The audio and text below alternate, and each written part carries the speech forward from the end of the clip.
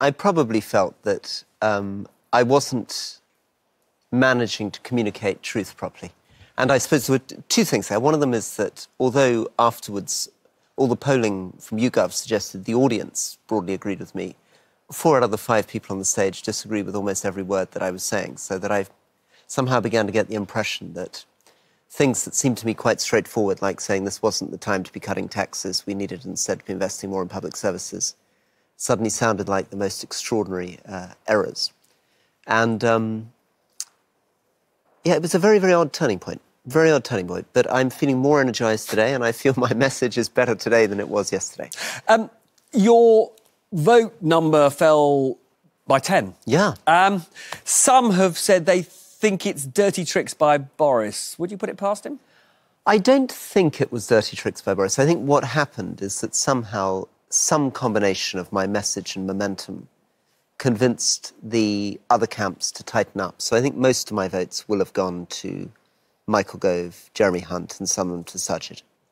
And is that because, in your view, they thought it was now impossible for you to win? And was that because, I mean, they had been, your critics, saying you were too divisive, that if you went through to the members' ballot, you would somehow tear the party apart, and that last night it did look like Rory Stewart against the other 4 candidates, and therefore you seem to reinforce that fear. And almost probably the worst of all worlds, which is that I was disagreeing with everybody, but I was also, because I was very worried about being divisive, slightly pulling my punches, so I wasn't as fresh or energetic as I could have been. I kept being tempted to keep returning and saying to Boris, for example, how are you going to do this, how are you going to do that? But in fact, in the end, I became a sort of odd combination of slightly polite and slightly distanced from the debate.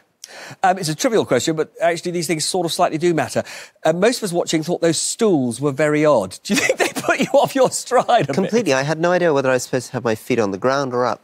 Somebody said that what I need to do is watch more football commentary. Apparently Gary Lineker sits on something like that when he does stuff. Right. Anyway, I felt for you because I did think everybody looked unbelievably uncomfortable. Now, do you think there is any way that Boris Johnson can be stopped? Yes, I do. I do think he can be stopped. How? And by asking questions. And I think there are 2 sorts of questions you'd want to ask. The first sort of question is the very practical question. And this is the question that I was tempted to ask last night in the debate, but thought would be too rude and divisive. And the question I would have asked Robert is to say, you've promised one group in our party who've looked in a camera and said that you've promised them that you're going to deliver the hardest of no-deal Brexits by the 31st of October, and you've promised another group in the party who are saying to me that you've told them you're going to deliver the softest of soft Brexits. So which of them is it that you're proposing to let down? And I think if somebody's able to ask him that question, something quite interesting might happen, and probably it was a mistake of me to be too polite to ask that question. And so that was one question. What was the other one that you felt should be asked? The other question is a question to the public, which is what type of politics do we want in this country at this moment of crisis? What kind of leadership do we want? And those are difficult questions to answer, but in an end, you know, I was trying to say you have a choice. You have a choice between Boris and me. And in the end, the members of Parliament clearly have concluded that Boris is the better choice. Well, as you say, it's not over yet. Which of the remaining candidates do you feel is most likely to ask these searching questions of Boris Johnson? I don't know. I'm going to reflect on that overnight, but I'm certainly not throwing my weight behind one of these candidates at the moment.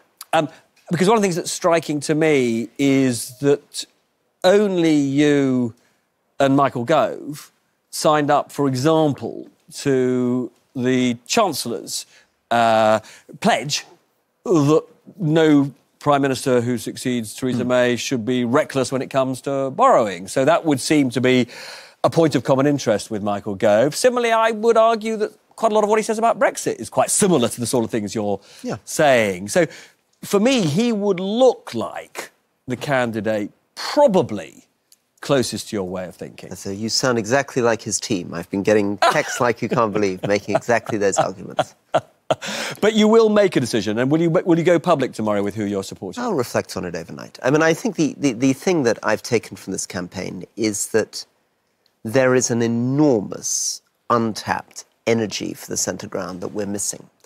We're enormously missing a trick as a party. I think there are quite literally millions of people who feel that they don't have a home in this country, who don't want to be with Corbyn, who don't want to be with Nigel Farage. There's a gaping hole in the centre. But see, that's what's so striking about your campaign. It resonated with lots of people outside of the 313 MPs who had a vote, but not with those MPs.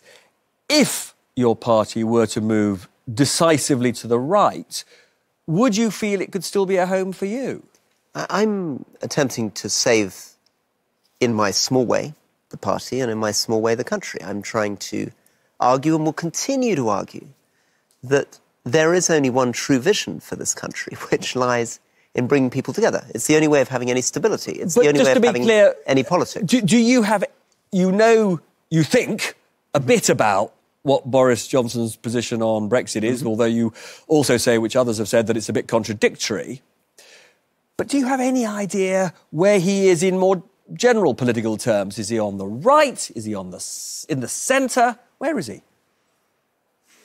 Well, I'm not sure. I mean, I think this is the fundamental question that we'll see. I mean, we will see on the 31st of October But isn't it slightly odd that somebody is about to be elected and we don't really know what his true politics are? No, we don't. I mean, I think, though, and it may be that it's just that I've come out of this vote just now, I think we have to frame things a slightly different way, right? We have to look at the predicament the country's in, realistically, look at what options we have, and then navigate quite a difficult route, which isn't about the next 15 days, but it's about the next 15 years, which is, what is this place? What are our values? What kind of country do we want to be? And of course that's about tax and spending, and that's about Brexit and all those things, but I just feel that the problem with the debate so far, and what I'd encourage my colleagues to try to get onto in the next few days, in my absence, perhaps liberated from this voice, is to begin to listen to the yearning I feel in the country for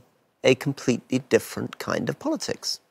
Now, we're almost out of time. So, final question. You have said consistently there are no circumstances in which you could serve in a Boris Johnson cabinet. That hasn't changed.